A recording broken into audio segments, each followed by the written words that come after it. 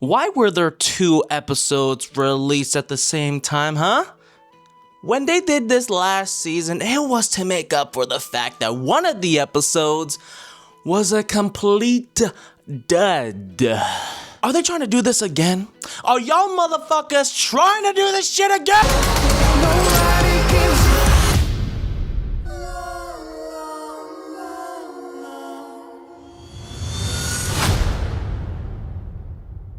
Episodes 2 and 3 are fully available to watch on Disney Plus or wherever you legally acquire these forms of entertainment for free. This video will have spoilers and be a discussion of what happened within these episodes. That is your one and only warning. Something that I didn't touch too much on in the last video was the look of the show. While there are things to praise and appreciate, such as the dolly zoom effect when Matt's listening in, considering the fact that the showrunners are trying to differentiate themselves from the Netflix version, I can't help but complain about this. I mean, why? Just why? So many of these shots just look and feel so fake. It's embarrassing to compare this to the Netflix version because it literally can't compete. Look at it. Just look at it. I want all of you to look at it. Okay, come on. You gotta be willing to accept new things, different things. You know, this is not Netflix Daredevil. This is Disney Marvel Daredevil, and you know, we just gotta learn to accept that, unfortunately. Oh yeah, Dex is back, baby, and can we just take a moment to appreciate Wilson Bethel as Bullseye? I mean, just look at this photo. Look at it. Oh, his face here just reeks of menace. Bethel plays Dex so damn good. I am glad they brought him back. And here we're getting a taste of what's to come with the Fisk boxing match that has been teased in the teaser trailer thing or whatever. Seems like we're gonna get Fisk turning the tables by calling Matt a hero with that fucking smirk. Had me giggling. I mean, that was a pretty clever move by him. Take down the villainous Daredevil by having the people find the hero, Matthew Murdock. 2 birds with 1 stone, might I say? Well, 1 burn with thousands of stones. This is yet another PSA to please get rid of the BB report and BB York. Please and thank you. Hamish, however you say his first name, Alan Headley is also fantastic in this role as the leader of the AVTF. I've seen people discuss how good he portrays an asshole, and boy oh boy, aren't we all just ready to see this guy get his ass beat by Daredevil or cut apart by Bullseye. And this scene, oh my god, the color change the moment Dex jumps down.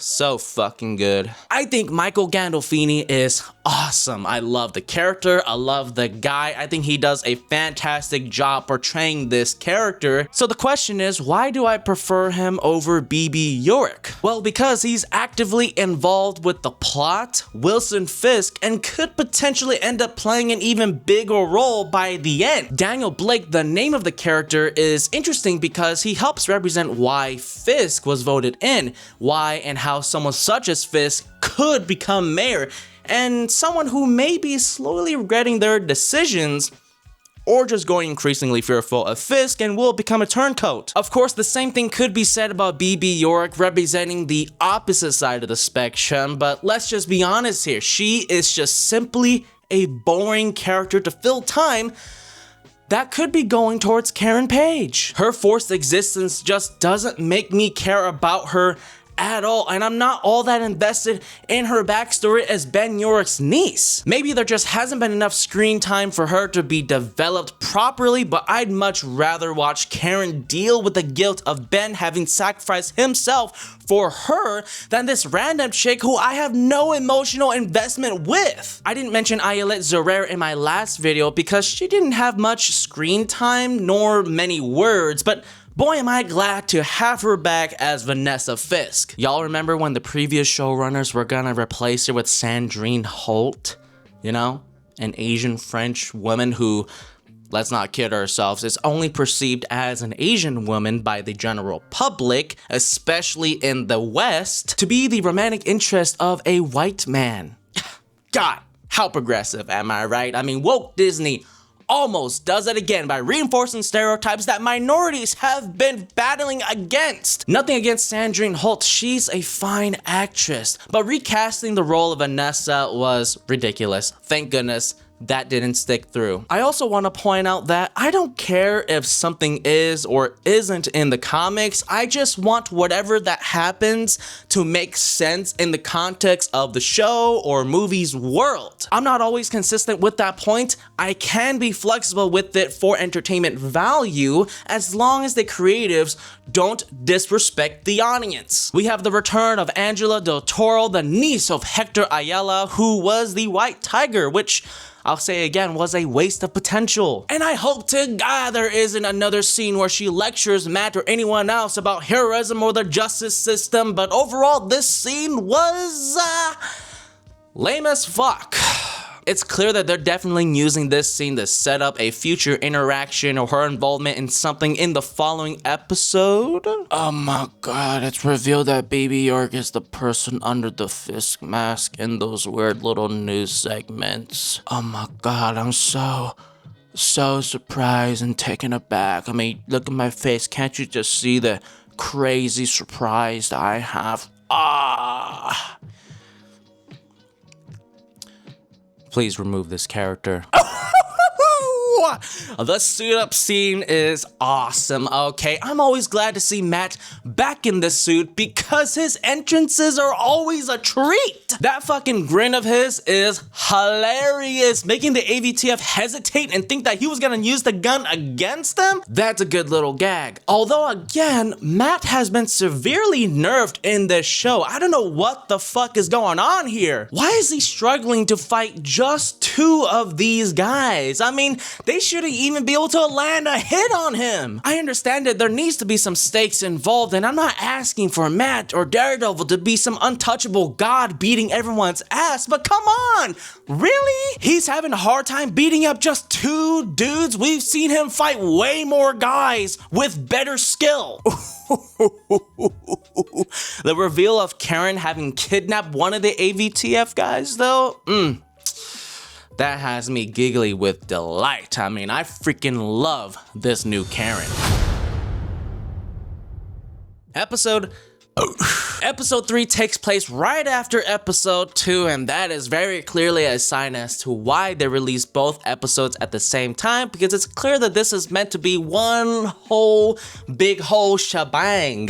Quite the amusing opening with the AVTF agent being a turncoat. I really wish the scene was a bit longer though, because it could have been all the more entertaining and informative. It's also just extremely convenient that this guy turns up with an access card or code that Matt and Karen desperately need. The writing is also kinda cringe. I can't explain it. It just feels so forced. You fuck. And I don't know if it's just the showrunners trying really hard to make this show as R-rated as possible, but please cut back on all this fucking hardcore shit. Did they know that Matt and or Karen was hiding on top of Josie's place or something? How did they know where to look? Did they suspect that Daredevil was hiding this place, huh? I just don't get it. Why wasn't the interrogation a little longer? Kirsten is given some more screen time this time around, and this interaction between her and Heather allows me to like Kirsten a little more. I appreciate the fact that the show is still trying to keep the attorney side of things alive with her, since Matt can't be one at the moment. Oh god damn, Mr. Charlie Cox, you beefed the hell up for this scene.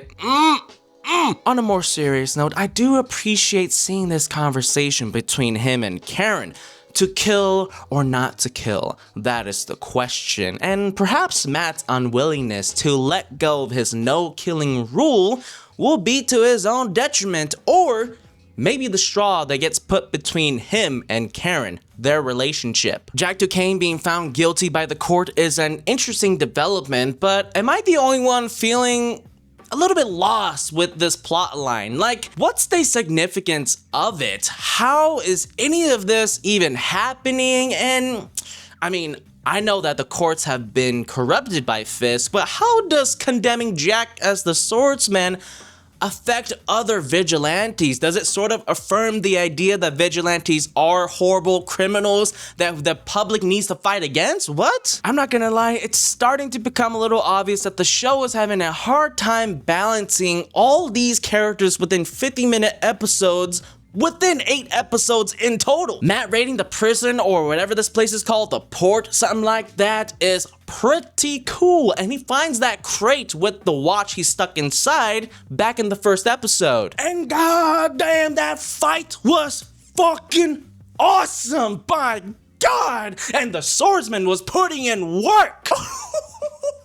This entire fucking sequence was just fucking glorious. Angela returns wearing the amulet with a white hoodie. That has me excited, but the writing for her is also kind of cringe. I mean, her character just feels so damn forced. Stop telling us that someone needs to fight and be a hero.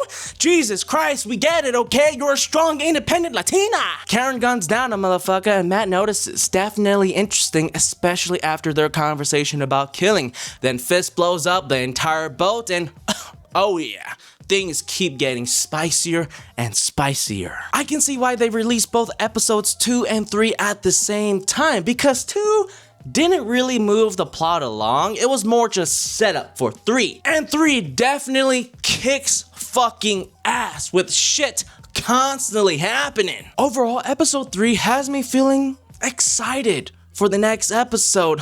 I know, I can't believe I said it myself, because that final sequence of Matt having saved all those people with the theme booming over the action just felt like classic Daredevil, felt like Netflix Daredevil. I don't know how to explain it. It just felt right.